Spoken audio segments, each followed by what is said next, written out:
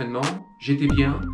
Et dans la descente finale, j'ai tout donné. J'ai tout donné et à 100 mètres de la fin du parcours, sur un appui pied droit, douleur plein axe, genou.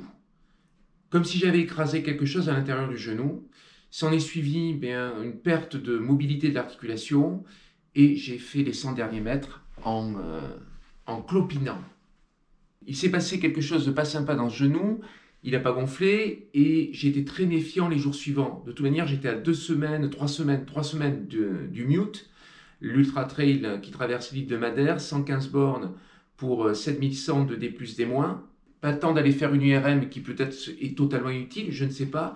Le fait est que je suis allé courir une semaine après et j'ai vu que le genou était pas très stable en fait. Il fallait que je le surveille pour éviter de provoquer à nouveau cette douleur invalidante et peut-être ingérable pendant un ultra. Alors, avant de prendre l'avion pour m'envoler vers Madère, je suis allé acheter dans l'une des plus célèbres enseignes de France une genouillère, la bien nommée P500. Alors, je dis la bien nommée P500 parce que je ne sais absolument pas ce que signifie P500. Le but, vous l'avez compris, c'est que cette genouillère m'aide à stabiliser le genou pendant les X heures de course du Mute. X heures, je ne sais pas combien, je dirais 28 heures. Occasion imparable, à l'issue de la course, de vous dire tout simplement ce que vaut cette genouillère. Enfin, ce que vaut cette genouillère, elle vaut 15 €. Ça, on en est certain. Mais est-ce qu'elle apporte réellement une stabilité? Est-ce qu'elle va vraiment m'aider à gérer ce que j'espère être un petit problème de genou? On va voir.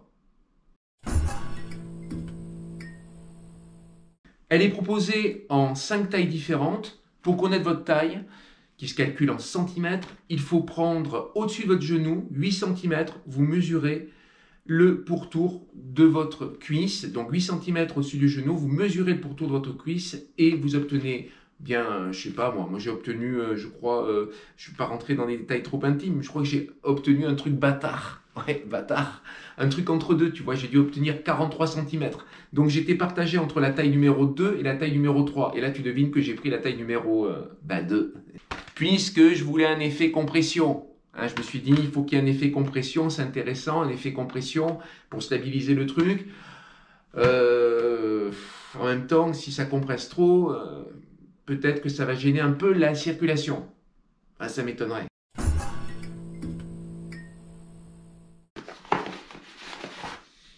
Voilà l'objet, avec un petit dépliant qui vient de tomber, qui a sans doute une fonction explicative.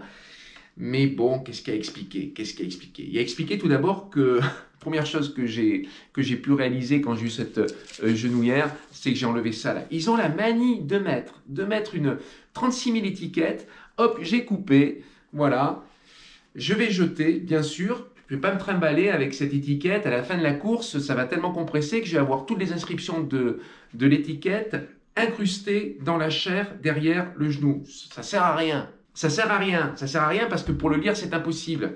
Sauf éventuellement si tu es contorsionniste, mais c'est autre chose. D'un point de vue technique, l'objet présente 3 caractéristiques. Le premier, c'est le tissu compressif. Effectivement, il faut faire un effort pour l'étirer. Alors la compression, ça sert à la stabilité, mais ce n'est pas le seul élément qui sert à la stabilité, puisque de part et d'autre de la genouillère, il y a des renforts latéraux. Et puis, parce que les sportifs ont la fâcheuse manie de transpirer, sont placés à l'intérieur de la genouillère, à l'avant et à l'arrière, des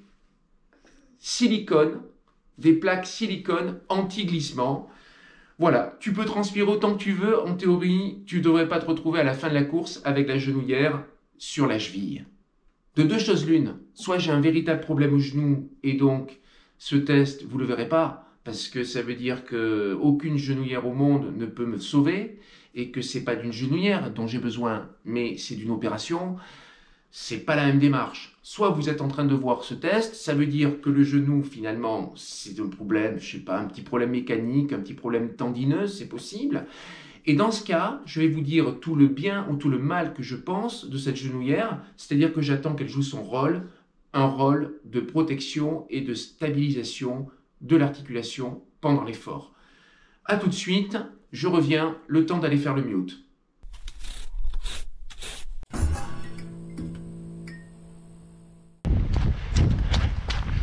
Je dois être sur le kilomètre 87-88 du mute. J'ai la genouillère depuis le départ et je peux faire un bilan avant qu'il fasse nuit. Et le bilan est le suivant. Je ne peux pas juger sur le fait de savoir si elle soulage ou pas la douleur. Je peux juger deux choses. Le maintien et la tenue de la genouillère elle-même. Écoutez, elle n'a pas bougé. Elle n'a pas glissé. Elle ne s'est pas détendue. Elle est là, bien en place. Ouais, parce que, comme vous le constatez, on n'a pas été épargné. On s'est pris beaucoup de sortes de pluie type brumisateur, extrêmement efficace pour te tremper. Et donc la genouillère n'a pas été épargnée elle aussi, elle est totalement mouillée, mais elle n'a pas bougé. Le produit est conforme à ce que j'en attendais.